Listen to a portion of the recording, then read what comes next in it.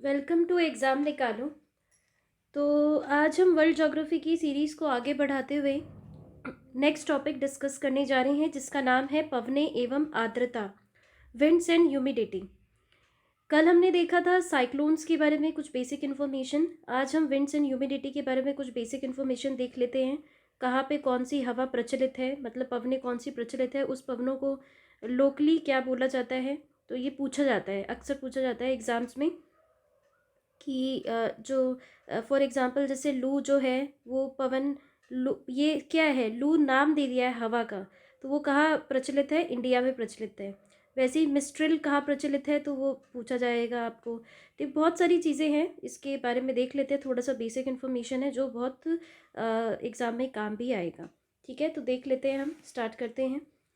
दक्षिणी गोलार्ध में हवाओं के बाई और विचलन का कारण क्या है, तो वो है पृथ्वी का घूर्णन। ठीक है, दक्षिणी गोलार्ध में हवाओं के बाई और विचलन का क्या कारण है, पृथ्वी का घूर्णन, पृथ्वी का रोटेशन जो अपने अक्ष पे है। फिर है इसमें चालीसा पवनें किस महासागर में प्रवाहित होती हैं, तो ये हिंद महासागर में होती है। ठीक है, चालीसा चालीसा पवनें कहाँ प्रवाहित होती है, तो हिंद महासागर में प्रवाहित होती हैं। उच्च दाब क्षेत्र से भूमध्य रेखा की ओर चलने वाली पवनें व्यापारिक पवनें यानी ट्रेड विंड्स कहलाती हैं।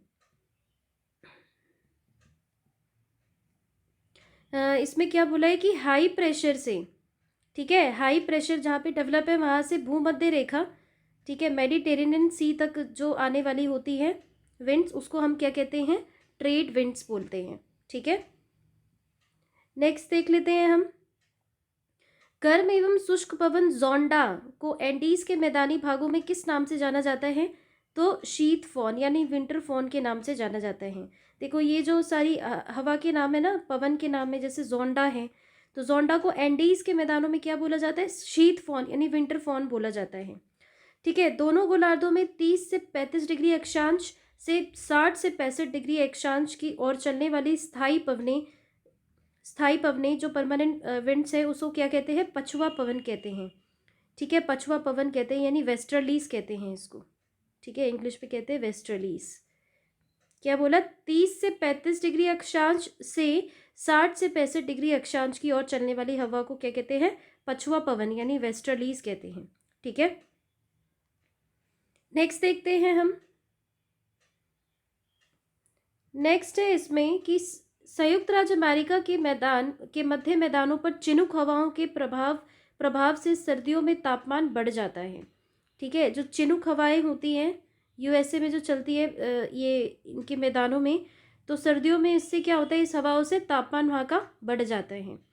कोरियालिस बल की खोज किसने की थी, तो जी कोरियालिस ने की थी। ये नाम है साइंटिस्ट का, और इन्हीं के नाम पे क्या पड़ गया था इनका, कोरियालिस बल जो है पृथ्वी का, वो उसका नाम पड़ गया था। ठीक है, तो इसकी खोज किसने की थी, जी कोरियालिस ने की थी।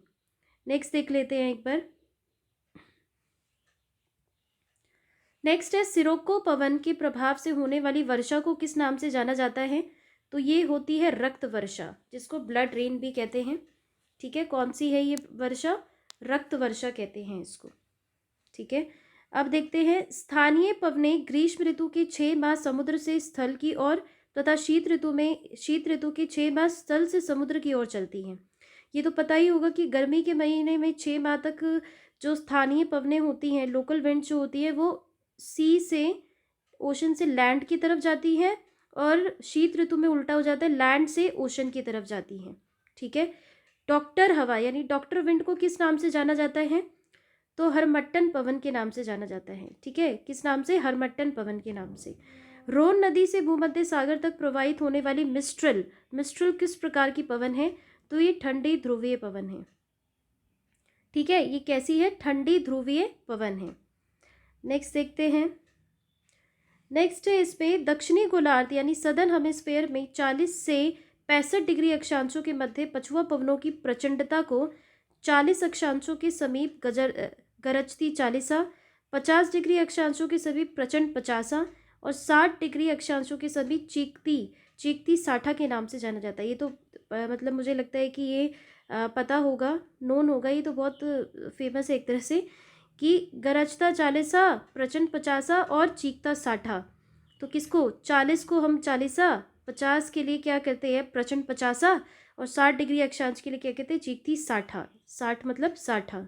तो इस ऐसे करके है ना याद कर सकते हैं। 40 से 65 डिग्री अक्षांशों के मध्य जो चलती है उस पछुआ पवनों को बोला जाता है इस नाम से। ये नाम फेमस है इसके लिए। नेक्स्ट देख लेते हैं हम। तो नेक्स्ट है हमारे पास विश्व की प्रमुख स्थानीय पवनें, बहुत इंपॉर्टेंट है। लोकल विंड्स जो हैं पूरे वर्ल्ड में, उसको वो कहाँ पे बहती हैं और उसको किस नाम से भी जाना जाता है और किस प्रकार की हैं वो। ठीक है, तो स्थानीय पवनें इसके नाम हैं पूरे। ठीक है, फिर स्थान दे रखा है कहाँ पे बहती है और वो किस प्रकार की पवनें है, गर्म है, शुष्क है, वेट है, कैसी है।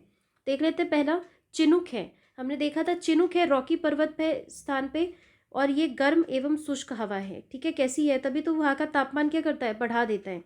गर्म गर्म गर्म, ये हॉट एंड ड्राई विंड इसको बोलेंगे। ठीक है, फिर फॉन है, ये आल्प्स पर्वत स्विट्जरलैंड पे, ये भी गर्म और शुष्क हवा है। ठीक है, सिरोको हमने देखा था मिस्र, लीबिया, ट्यूनीशिया, स्पेन, कनारी व मेडिश द्वीप, इस पे चलती हैं। ये भी गर्म, शुष्क और रेत भरी पवनें होती हैं। ठीक है, ब्लैक रोलर, ये उत्तरी अमेरिका के विशाल मैदानों में चलती है, गर्म एवं धूल भरी शुष्क हवा होती है ये। ठीक है, सिमुक जो है ये अरब के रेगिस्तान में चलती है और ये गर्म एवं शुष्क हवा होती है। रेगिस्तान में तो गर्म एवं शुष्क हवा है। हरमट्टन, देखो हरमट्टन कहाँ चलती है, सहारा रेगिस्तान में चलती है। ये भी क्या है, गर्म एवं शुष्क हवा है। और सहारा रेगिस्तान क्या है आपका, सहारा सबसे बड़ा लार्जेस्ट रेगिस्तान है पूरे वर्ल्ड में, जो कहाँ पे, दक्षिण अफ्रीका में है। इसको हरमट्टन के नाम से जाना जाता है, गर्म एवं शुष्क हवा जो सहारा रेगिस्तान में चलती है। फिर है ब्रिक फील्डर, ऑस्ट्रेलिया के विक्टोरिया प्रांत में चलती है, उष्ण एवं शुष्क हवा है ये, यानी सब ट्रॉपिकल और ड्राई विंड है ये। फिर है नॉर्वेस्टर, ये काफ़ी बार पूछा हुआ है नॉर्वेस्टर के बारे में, चिनुक के बारे में भी काफ़ी बार पूछा हुआ है। ये नॉर्वेस्टर जो है उत्तरी न्यूजीलैंड, भारत, जिसको काल बैसाखी भी कहते हैं, गर्म और शुष्क हवा है ये। ठीक है, नॉर्वेस्टर कैसी है, गर्म और शुष्क हवा है। अब देखो लू आ गया ना, तो लू है आपका उत्तर भारत में चलती है, ये तो पता ही होगा सबको। ये प्रचंड और शुष्क हवा होती है लू। लू से देखा है नाक से खून भी निकलने लग जाता है जब लू से अधिक है ना प्रभावित हो जाता है आदमी, तो लू बहुत खतरनाक भी होता है, तो इसलिए प्रचंड बोला गया, प्रचंड और शुष्क हवा है ये। मिस्ट्रल हमने देखा था स्पेन एवं फ्रांस में चलती है, ठंडी ध्रुवीय हवाएं हैं ये। ठीक है, मिस्ट्रल क्या है, ठंडी ध्रुवीय हवाएं, इसके बारे में भी पूछा हुआ है काफ़ी बार। नेक्स्ट देख लेते हैं। नेक्स्ट है टेम्पोरल। टेम्पोरल जो है ये मध्य अमेरिका में चलती है, ये कौन सी है, मॉनसूनी हवा है ये। ठीक है, कैसी है, मॉनसूनी विंड्स है। बोरा, ये इटली और युगोस्लाविया में चलती है, ये शुष्क और अत्यधिक ठंडी हवा है ये। ठीक है, ड्राई और सबसे बहुत ज़्यादा कोल्ड हवा है ये। फिर है ब्लिजर्ड, ये साइबेरियाई क्षेत्र, कनाडा, संयुक्त राज्य अमेरिका में चलती है, ये ध्रुवीय हवाएं हैं। ठीक है, इसी से पता चल रहा है। नॉर्टे जो है ये यूएसए में चलती है, ध्रुवीय पवन है ये भी। मैस्ट्रो, ये भूमध्य सागरीय क्षेत्र में चलती है, उत्तर पश्चिमी पवनें हैं ये। दक्षिणी बस्टर्ड, ये न्यू साउथ वेल्स ऑस्ट्रेलिया में चलती हैं, ये तेज एवं शुष्क ठंडी पवनें हैं। लेवांटर, ये दक्षिणी स्पेन फ्रांस में चलती है, ये पूर्वी ठंडी पवनें हैं। ठीक है, तो ये कुछ पवन के नाम थे। ठीक है, ये कुछ है ना लोकल पवन, लोकल विंड्स के नाम थे, किस प्रकार की विंड्स थी, किस स्थान पे चलती हैं और इसको किस नाम से जाना जाता है। देख रहे हैं कितने सारे नाम हैं इसमें स्थानीय पवनों के।